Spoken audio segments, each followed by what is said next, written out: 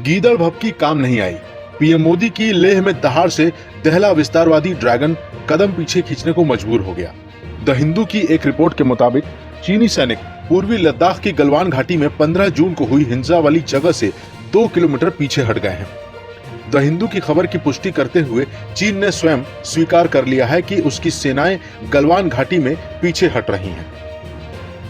15 जून की घटना के बाद Chinese People's Liberation Army PLA के सैनिक उस स्थान से इधर आ गए थे जो भारत के मुताबिक LAC है। भारत ने अपनी मौजूदगी को उसी अनुपात में बढ़ाते हुए बंकर और अस्थायी ढांचे तैयार कर लिए थे। दोनों सेनाएं आंखों में आंखें डाले खड़ी थी। लद्दाख में चीन की सेना PLA गलवान घाटी के पेट्रोल पॉइंट 14 से अपने अस्थायी ढांचे हटा लिए हैं और लगभग 2 किलोमीटर का इलाका अब पूरी तरह से खाली हो गया है। जानकारी के मुताबिक रविवार को भारतीय सेना की फिजिकल वेरिफिकेशन में यह पता चला है कि चीन की सेना ने अस्थायी टेंट हटा लिए हैं। हालांकि सेना की तरफ से अभी तक इस जानकारी की आधिकारिक तौर पर पुष्टि नहीं की गई है। सूत्रों के मुताबिक अभी सिर्फ गलवान घाटी के पेट्रोल पॉइंट 14 से ही चीनी सेना पीछे हटी है, जबकि पैगोंग त्सो झील, डेप्सोंग और गोगरा पोस्ट के क्षेत्रों में अभी तक पहली वाली स्थिति बनी हुई है। सूत्रों के मुताबिक चीन की सेना ने गलवान घाटी के पेट्रोल पॉइंट 14 से अपनी गाड़ियां भी पीछे हटा ली हैं।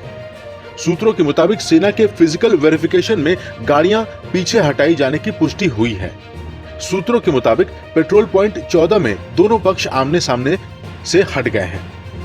हालांकि इस बात को लेकर सेना का आधिकारिक बयान अभी तक नहीं आया है और जब तक आधिकारिक तौर पर भारतीय सेना इसकी पुष्टि नहीं करती तब तक चीन पर भरोसा करना अच्छा नहीं होगा। चीन की सेना ने दोनों देशों के बीच हुए समझौते का उल्लंघन किया था, जिसके बाद भारत और चीन के सैनिकों के बीच 15 जून को हिंसक झड़प हुई थी। झड़प में भारत के 20 सैनिक शहीद हो गए थे, जबकि चीन के 43 सैनिकों के मारे जाने की खबर है।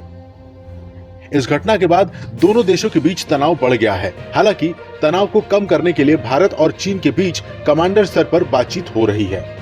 कमांडर स्तर की बात के हर दौर में चीन की फौज को भारतीय फौज अप्रैल 2020 वाली स्थिति में लौटने के लिए कह रही है और हो सकता है कि गलवान में पेट्रोल पॉइंट 14 से हटकर चीन ने इसकी पहल कर दी हो। हालांकि सूत्रों का यह भी कहना है कि बर्फ पिघलने की वजह से गलवान नदी उफान पर आ चुकी है और इस वजह से भी चीनी सैनिकों को अपने अस्थायी ढांचे हटाने पर मजबूर होना पड़ा।